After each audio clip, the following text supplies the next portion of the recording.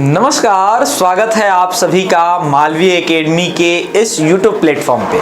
बच्चों, आपकी एग्जामिनेशन जो है जैसे जैसे पास आ रही है, आपको ज़रूरत है वो टॉपिक से जो स्कोरिंग हो और आपके लिए बेनिफिशियल हो। तो अभी हमने आपको लास्ट क्लास में इंटरनेशनल लॉ की एक ऐसी ही थियरी, एक कंसेप्चुअल चीज़ों की बात की, जहां पर आपने देखा मोनोइज्म और डुअलिज्म के बारे में, डिफरेंसेस के बारे में, मोनोइज्म और डुअलिज्म के बेसिक कंसेप्ट के बारे में। आपने उसकी पीवाईक्यू को भी देखा कि किस तरह के वहां से प्रश्न पूछे जाते हैं। अभी हमारे लिए एक और चीज़ जो है इंटरनेशनल लॉ में बहुत महत्वपूर्ण है, क्योंकि इस समय G20 के साथ साथ और भी प्रधानमंत्री के जो है विजिट हुए हैं, वहाँ पर बहुत सारे ट्रीटीज और कन्वेंशंस में प्रधानमंत्री ने भाग लिया, बहुत सारे ट्रीटीज साइन हुए। तो हमको अगर कभी भी यहाँ से प्रश्न बनेगा तो चर्चा में होने के कारण से आपके केस स्टडी बेस ऐसे क्वेश्चन आ सकते हैं जहाँ पर हो सकता है कि आपको क्वेश्चन में घुमा कर पूछा जाए कि प्राइवेट इंटरनेशनल लॉ की ये बात हो रही है या पब्लिक इंटरनेशनल लॉ की, या फिर आपसे ये क्वेश्चन पूछ लिया जाए कि यहाँ पर इस केस में प्राइवेट इंटरनेशनल लॉ इफेक्टिव होगा या फिर जो है पब्लिक इंटरनेशनल लॉ। तो आज हम वैसे ही टॉपिक के साथ आपको डील करेंगे और आज हम टाइप और सोर्सेज के बारे में पढ़ेंगे। इंटरनेशनल लॉ के क्या क्या टाइप हैं, इसके क्या क्या सोर्सेज हैं, कैसे इंटरनेशनल लॉ इवॉल्व होता है, ये सारी बातें जो है हम इसके अकॉर्डिंग देखेंगे। यहाँ पर इन बातों को हम जो है ये आज के क्लास में करेंगे। तो चलिए हम क्लास में ये इस चीज़ को लेकर के चलते हैं। आपको सबसे पहले आपके पास आता है कि बेसिक कंसेप्ट के इंटरनेशनल लॉ है क्या। सबसे पहला प्रश्न कि what is international law. Just like for your domestic purpose you have a domestic law for governing of the country or the governing of the citizen of the country, you have a municipal law. In the similar fashion, you have a international law at an international level to regulate the matter related to international affairs. आपको वो सारे matters जो international affairs से जुड़े हैं, जो international level के हैं, वहाँ पर आप देखोगे कि ये जुड़ा हुआ ये चीज़ यहाँ पर आपको दिखेगा।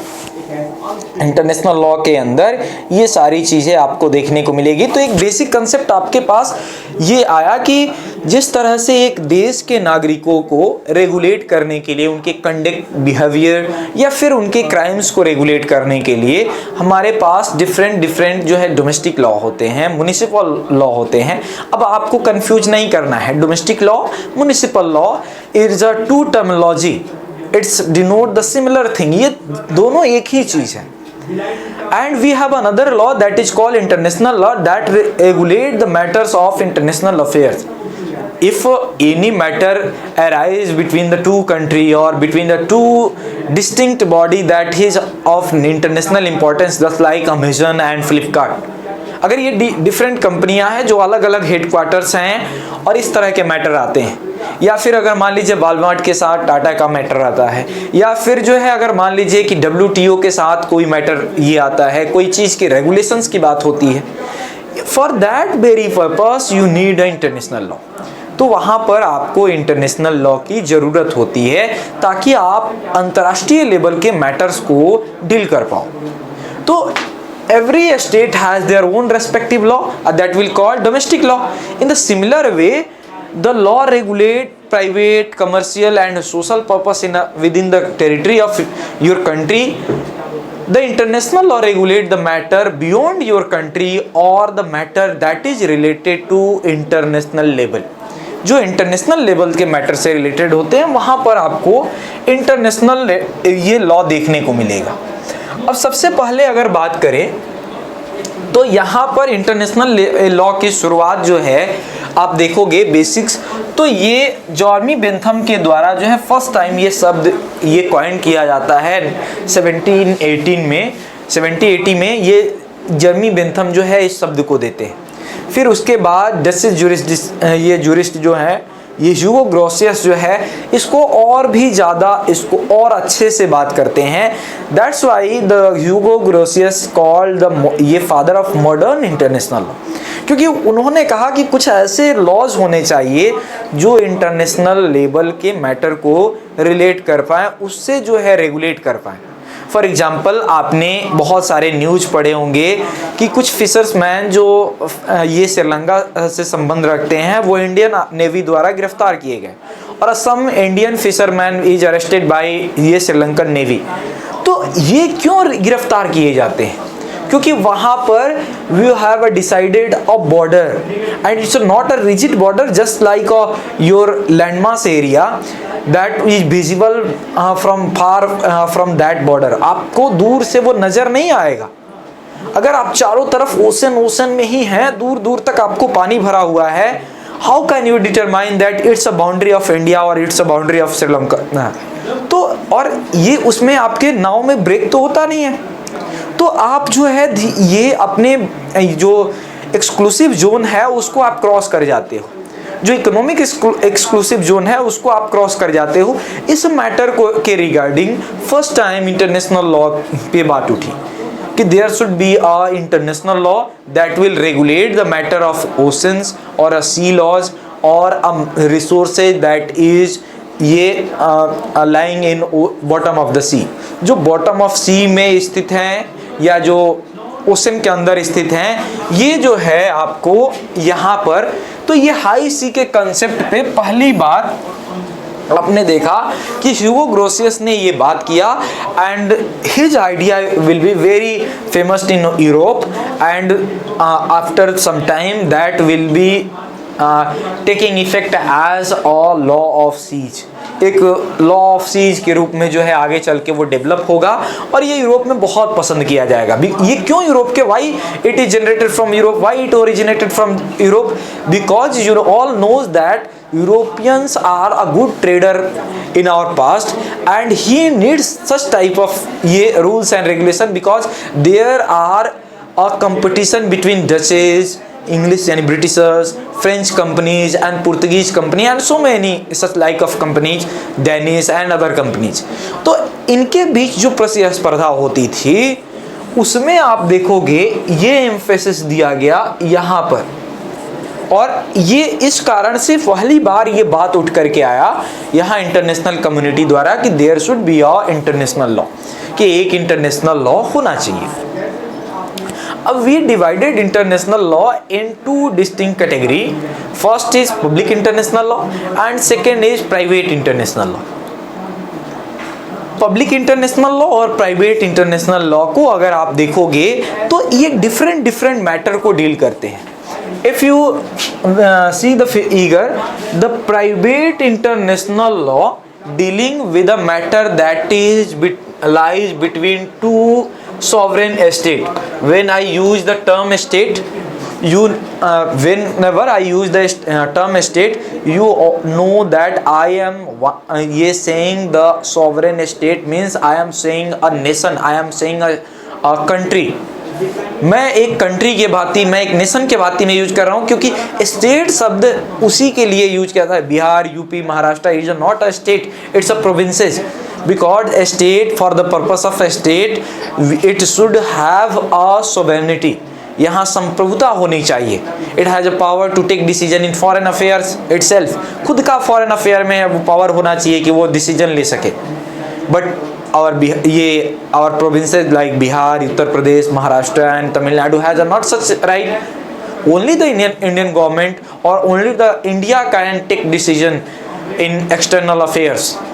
तो केवल जो है एक्सटर्नल अफेयर्स में इंडिया ही टेक पार्ट हो सकती है, केवल वही ले सकती है part. That's why whenever I use the term state, this word qualifies a nation और a country, a sovereign country. तो यह जो है जब भी हम बात करूंगा स्टेट शब्द यूज करूंगा तो वहां पे आपको कंट्री समझना, नेशन समझना है, जो आम बोलचाल के भाषा में आप यूज करते हो। तो whenever a matter is arises between the two sovereign country or a two sovereign state, in that situation we need a private international law, we need a public international law। ठीक, public international law is dealing with relationship of two और more states, दो या अधिक से state के बीच के relationship को ये डील करता है, उसको मैनेज करता है। And when we talk about the private international law, private international law deals with the international relationship between the private parties. अगर अंतर्राष्ट्रीय, for example, for a funny way for your understanding, if an matter arises between Sachin and Seema Haider, Seema Haider और सचिन के बारे में आपने सुना है, तो आप aware, if any matter arises and तो in that condition there will be a jurisdiction problem. Sachin is belonging from India and Seema Haider belonging from Pakistan. तो विच jurisdiction will prevail, या which court will take the matter? If Seema Haidar is agreed, in that condition our Indian jurisdiction will take cognizance and Indian court will hear the matter. But if that matter is related to two different parties, two different private entity or two different private body or company, in that situation we need an international law, and that international law will called private international law. So it is very clear that when the matter is related to the two different state, in that condition it will be called public international law. That the law that will be dealing the matter of international relations between two different private bodies, it will be called private international law. So we can say that there are two type of international law. First a public international law and second is the private international law. ठीक, मुझे उम्मीद है कि मैं यहाँ तक जो है एकदम क्लियर है. अब इसके बाद अगर हम बात करें तो एक एक एग्जाम्पल को लेते हैं, एक एक एग्जाम्पल के सहारे यहाँ पर चीज़ों को देखते हैं. यहाँ पर अगर पब्लिक इंटरनेशनल लॉ को देखें तो पब्लिक इंटरनेशनल लॉ में आप देखोगे कि public international law is the law that regulate the relationship between A state. Public law, international law is different from other type of law because it's concerned with the interest regulation. It deals the regulation to conduct of one state and another. It is not concerned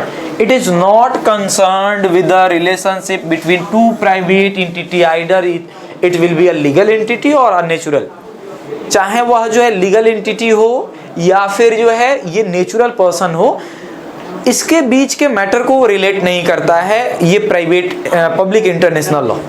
That is regulated by private international law and private international law is discussed separately. उसको अलग से हम चर्चा करेंगे. ठीक. And even a domestic law of any country, न तो ये डोमेस्टिक लॉ से पब्लिक इंटरनेशनल लॉ को मतलब है, न ही प्राइवेट एंटिटी से मतलब है.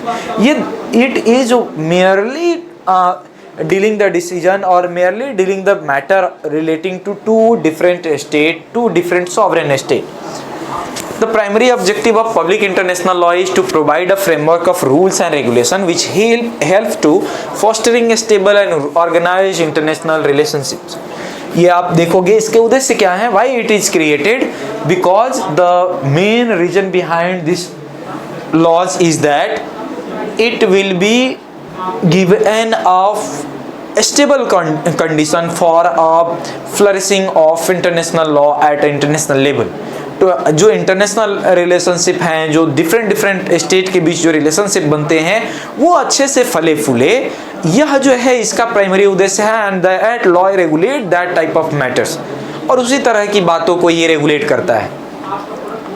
अब ये यहाँ पर ये किस किस मामले में किस किस क्षेत्र को लेकर के आप देखोगे तो यहाँ पर पब्लिक इंटरनेशनल लॉ लागू होता है.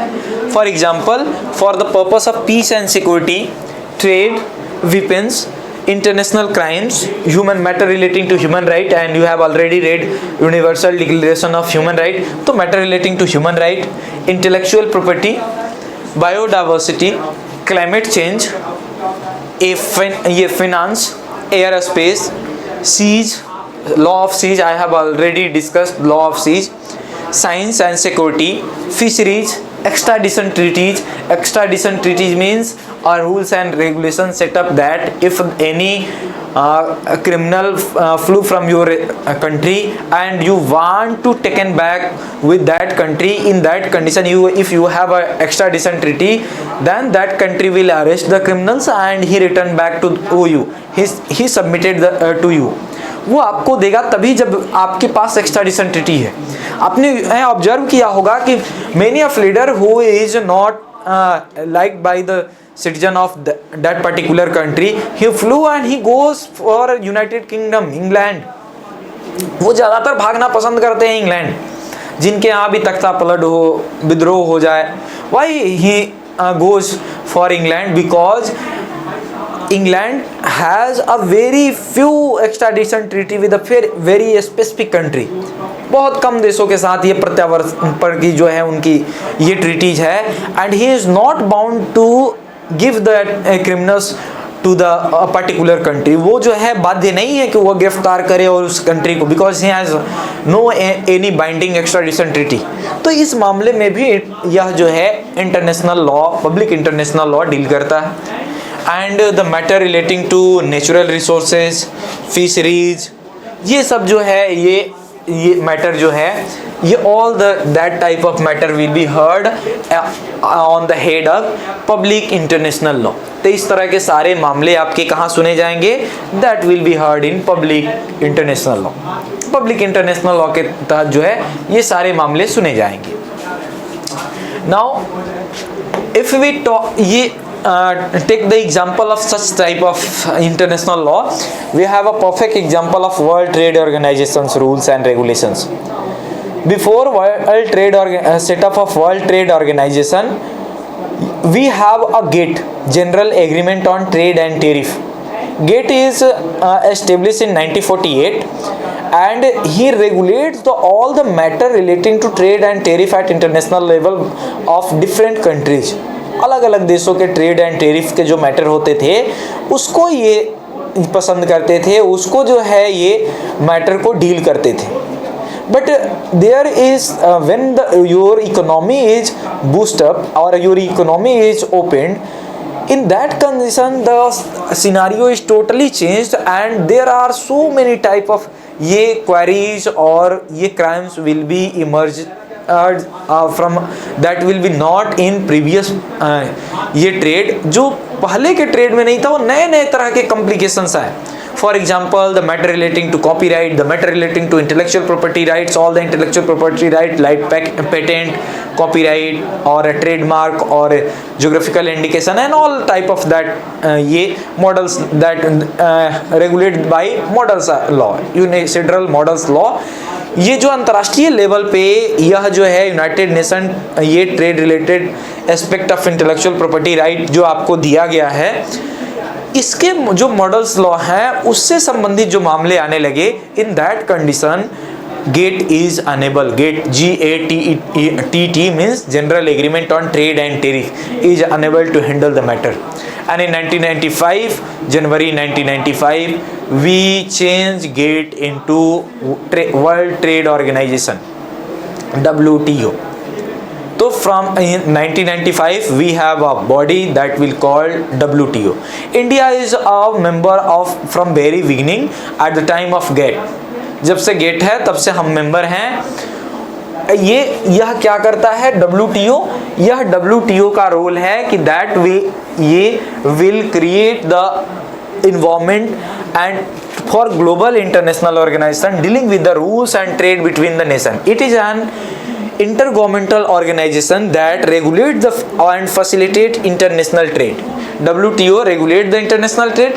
WTO is doing facilitation of international trade, and at its heart one of the WTO agreement negotiation and signed by bulk of world trading nation and ratified in their parliament. और इसके साथ साथ वह जो है जो डिफरेंट ये country के इशूज होते हैं ही नेगोशिएट द मैटर, उस मैटर को ये नेगोशिएट करता है, उसमें जो है समझौते कराने का काम करता है।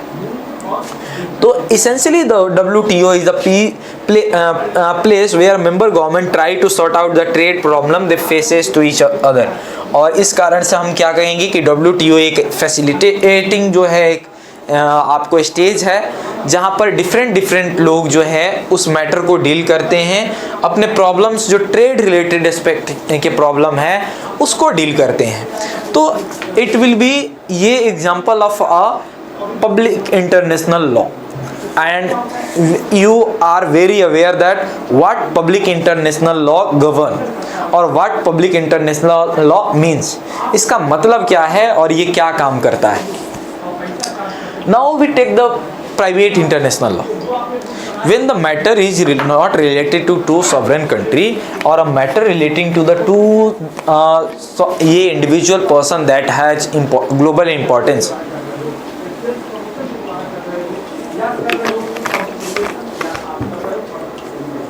in that condition we have a private international law, and private international law has a faces a many problems, because first primary thing is the jurisdictional problem।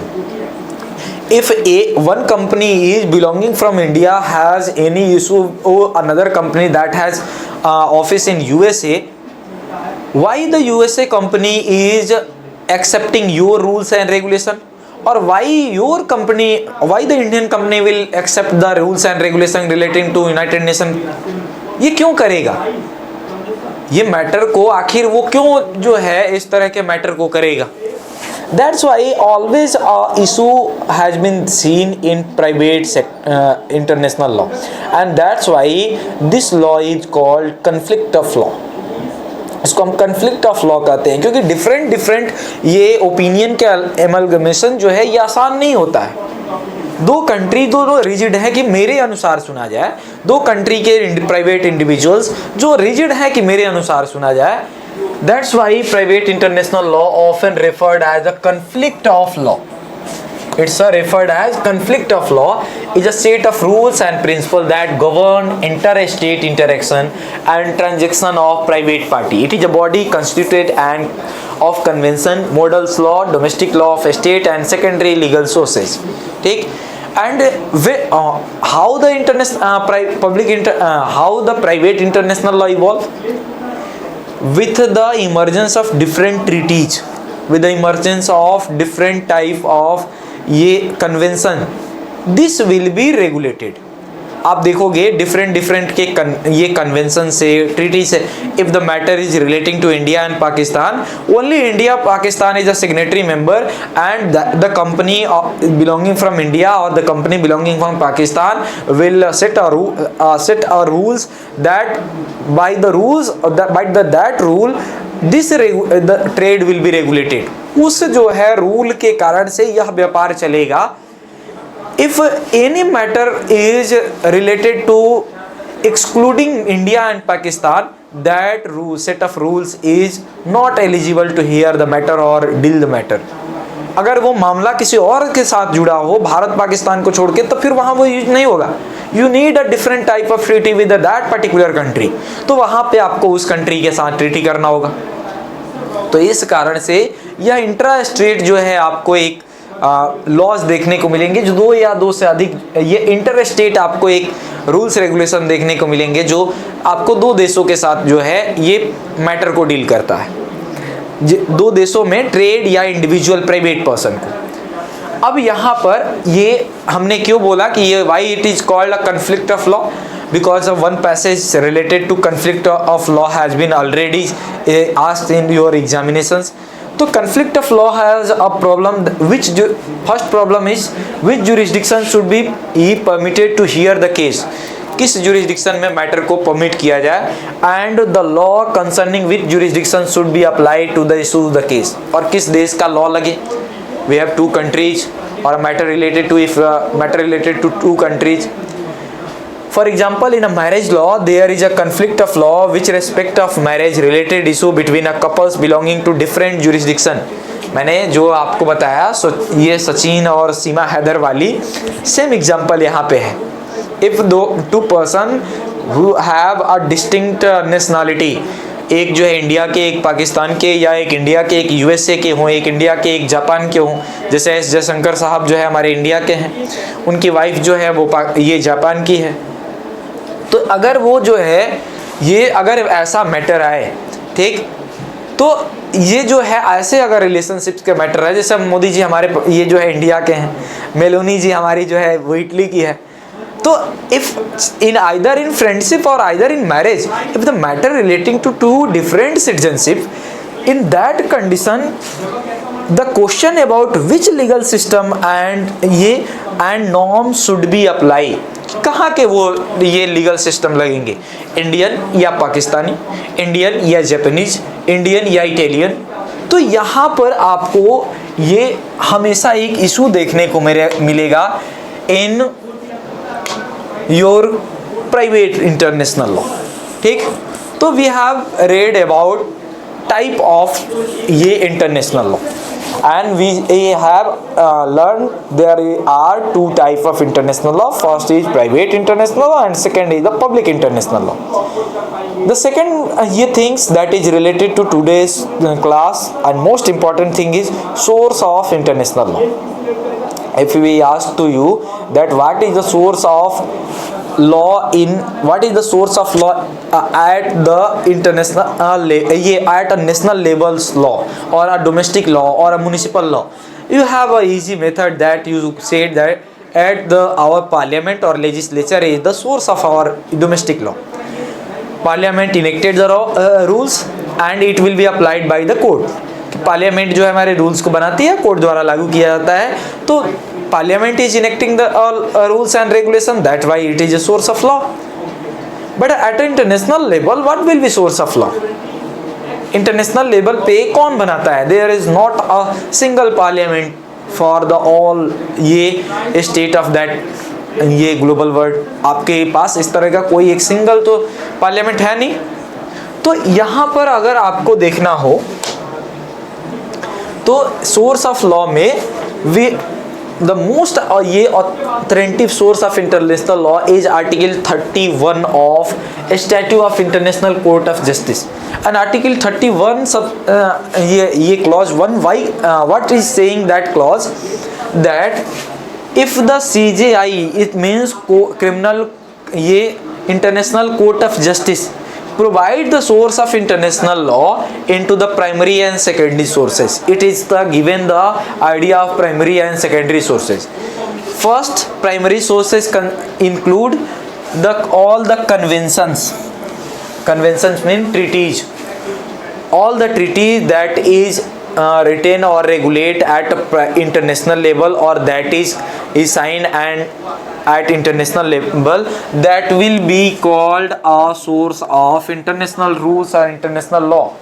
तो एक ये हो सकता है अंतर्राष्ट्रीय कानून जो भी ट्रीटी साइन किए गए। Second thing is customary law. If any sovereign country has a ये unique customs and that is prevailing from the very beginning of society and society is accepting that norms, in that condition that customs may be taking the new ये name of international law and that custom is called a source of that law. तो वहाँ से वो एक customary law के रूप में आ सकता है और वो कस्टम उसके सोर्स हो जाएंगे। तो second thing is customs and third is general principle recognised by the sovereign state. And ये second is some state is reaching at a conclusion that this thing should be done or this thing should not be done. If all the member of that society, you have you already seen in G20, all the member of G20 is taking some norms or he is setting some norms that will be followed by all the member country. सबके द्वारा वो जो है follow किया जाएगा। तो अगर उस तरह के सॉवरेन स्टेट जो है कोई रूल्स एंड रेगुलेशन सेटअप करता है तो वो भी वो कस्टम्स जो है, for example it's for your better understanding let take example in during a war, if any person that is not belonging to your country, that is belonging to your enemy country, he surrender before you and if he is brutally wounded or he is very near to the death, वो एकदम मरने के कगार पे हो और बहुत तरीके से घायल हो, if he is asking water, if he is asking help, it's a human right, it's a human norms that you help that person, you take that person, you take his weapons, you take to back to home, you treated that person with a single individual, ये human being, not treated like a soldier. आप एक सैनिक की तरह उससे व्यवहार नहीं करोगे जब तक उसका घाव ठीक नहीं हो, because he surrendered and now there is no he has no obligatory duty that he follow the rules given by the country.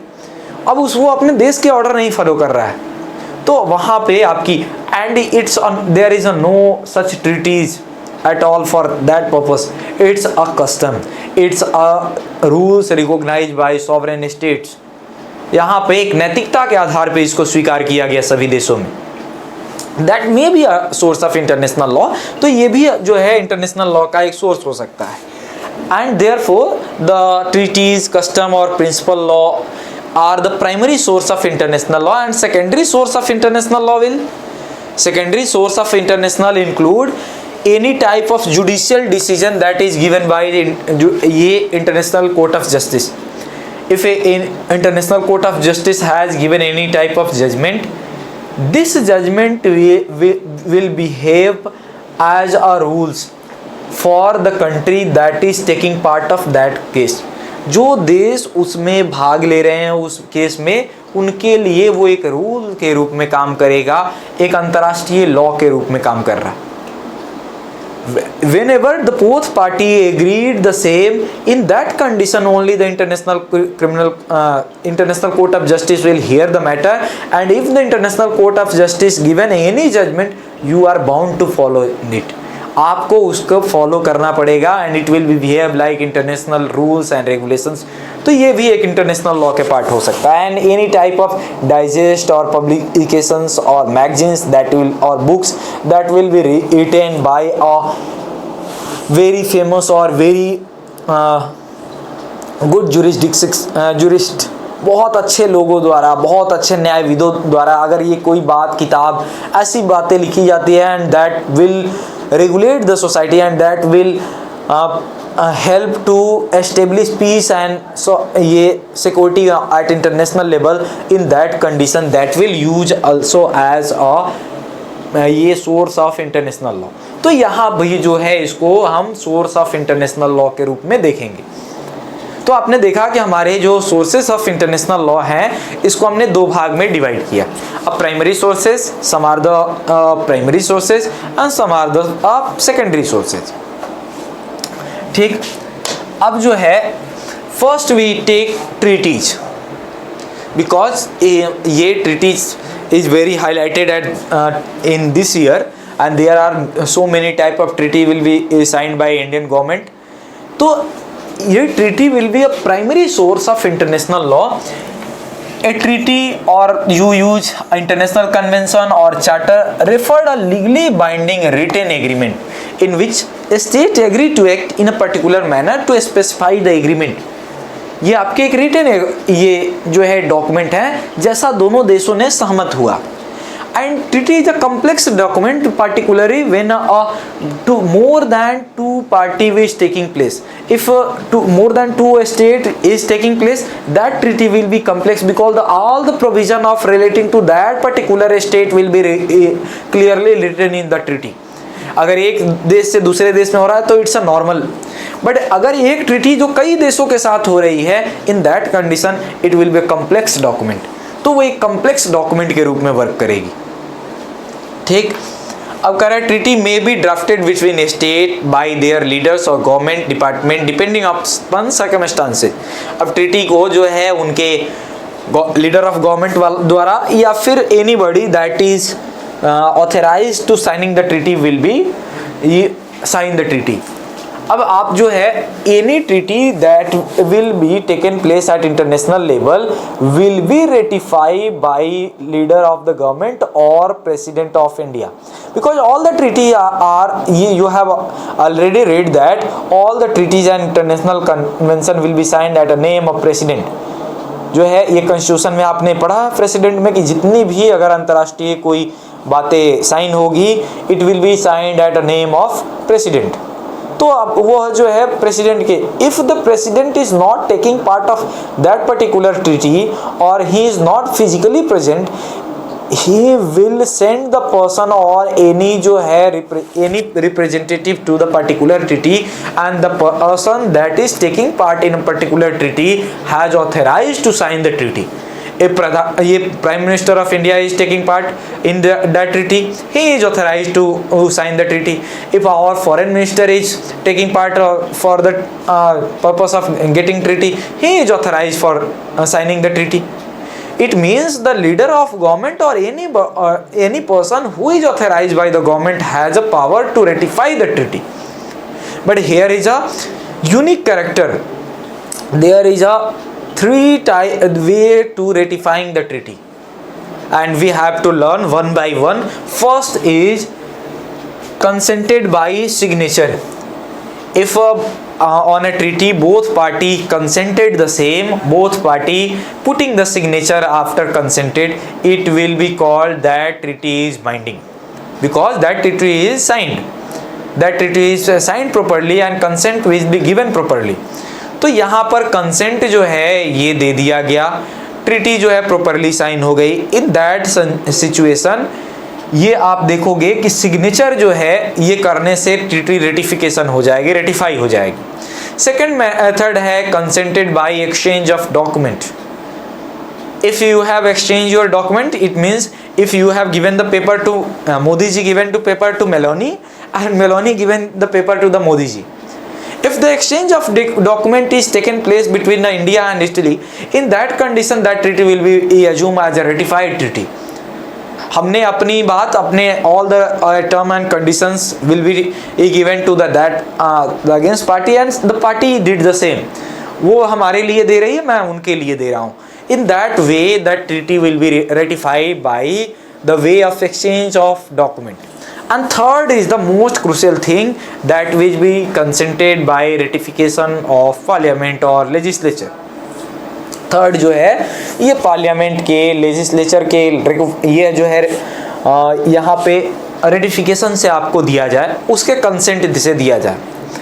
हमने आपको लास्ट क्लास में एक बात बताया था, एक चर्चा किया था कि if any treaty is taking place, if any treaty is taking place and that treaty is impacting upon your fundamental rights, आपके फंडामेंटल राइट पे यह जो है इम्पैक्ट कर रहा है, आपके फंडामेंटल राइट पे किसी भी तरह के प्रभाव डाल रहा है, and that impact will be negative impact, और वो अगर प्रभाव निगेटिव प्रभाव है, in that condition only given the consent by putting signature or given the consent by exchange of document of leader of the government will be not considered a valid ratification.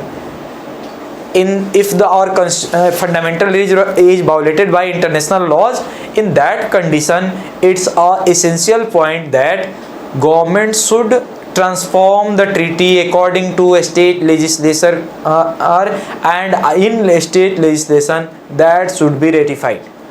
तो वहाँ पर इसके state legislature में parliament के अंदर ratification मिलने के बाद ही उस ट्रीटी को लागू किया जाएगा. ऐसे जो फंडामेंटल राइट को, हमारे राइट से जुड़े हो, उनको रेटिफाई डायरेक्ट नहीं किया जाएगा. तो it is a 3 method, distinct method that is related to ये ratification of binding treaty. Now the another ये source is customary international law. Customary international law means any customs that is prevailing from a very beginning, and we have evidence that custom is taking place in very beginning. In that way that international community ratified as a general custom, with a general agreement law, and that law will be assumed as a international law. But it is a weak type of international law, because if the treaty and a custom is both are presented, in that condition only the ये treaty will applied first. पहले treaty apply होगा, फिर custom apply होगा. ठीक, जैसे यहाँ पर आपको हम ये बता दें कि कस्टम्स के लिए ये स्टेट प्रैक्टिस में एक ओपिनियो जूरिस्ट का कंसेप्ट आता है। There is opinio juris concept. If any type of crime that is affecting the whole world, the matter relating to genocide, the matter relating to such crimes that has a massive impact। जैसे कोई व्यक्ति मान लो कि India में ये crime किया, फिर भाग के चला गया जापान, वहाँ क्राइम किया, फिर भाग के चला गया यूएसए, वहाँ भी क्राइम किया, फिर it's a serious type of killing. तो which jurisdiction will arrest that person, कौन व्यक्ति उसको अरेस्ट करेगा, उस व्यक्ति की अरेस्ट कौन करेगा? तो आप देखोगे कि वहां पर ये कंसेप्ट दिया गया ओपिनियो जूरिस्ट का। यह जो है एक कस्टम से निकला आया है कि जिस व्यक्ति, जब इस तरह के ओपिनियो जूरिस्ट से संबंधित कोई अगर कानून हो, कोई अगर क्राइम हो, इन दैट कंडीशन ओपिनियो जूरिस्ट में आप देखोगे इसेंशियली आपको ये पावर दिया गया कि the country that seen the person who have a power to arrest and punish. जो व्यक्ति उस व्यक्ति, जो देश उस व्यक्ति को देखता है वो उसको गिरफ्तार करे, उसको पनिश करे। ओपिनियो जूरिस ये shortened from of the Latin phrase opinio juris sive necessities, which means an opinion of law or necessity. It is a state subjective understanding of their legally binding obligation. Opinio juris is the belief that action was carried outside of legal obligation. तो यहाँ पर जो है आपको ये ध्यान रखना है कि ओपिनियो जूरिस्ट के अंदर ये सारी बातें हैं। तो इसके आगे की चीज़ों को हम जो है अगले क्लास में करेंगे। हमने आज जो है आपको बताया all the rules and type of international laws. दूसरा हमने आपको डिटेल में ये चर्चा किया the source of international law, और इस सोर्स ऑफ इंटरनेशनल लॉ में थर्ड जो है इंटरनेशनल लॉ आपके पास जो है ये सोर्स ऑफ इंटरनेशनल लॉ यहाँ पर देखने को मिलेगा, एंड दैट इज ये इंटरनेशनल कोर्ट ऑफ जस्टिस के डिसीजन, कि इंटरनेशनल कोर्ट ऑफ जस्टिस जो डिसीजन देगा दैट विल बी ये source of international law, but only that it serve only those country who is taking part and only the matter will be heard if both country are consented से। इसकी चर्चा हमने करी ही दिया कि अगर दोनों कंट्री ये अपनी देते हैं सहमति, उसी कंडीशन में ये लागू होगा, तो इट्स अ थर्ड ये type of source of international law. तो आज के लिए हम लोग जो है अपनी क्लास यहीं रखते हैं, फिर इसके आगे की बातें जो है हम अगले क्लास में करेंगे। तो फिर हम एक एक बेसिक कंसेप्ट जो इस साल चर्चे में रहे हैं, जहां से पैसे जाने की संभावना है, आपको हम सारी बातें करा देंगे। फर्दर आपको अपडेट के लिए, फर्दर इस तरह के वीडियो के लिए आप जो है हमारे चैनल से जुड़ें, आप जो है सब्सक्राइब करें, आप बेल आइकन को प्रेस करें, ताकि आपको जो है हर तरह की नोटिफिकेशन बिफोर आपके एग्जामिनेशन एंड आफ्टर एग्जामिनेशन आपकी काउंसलिंग या और सारी अपडेटें आपको मिलती रहे। तो आज के लिए बस इतना ही, फिर मिलेंगे अगले क्लास में। तब तक के लिए thank you, good night, bye bye.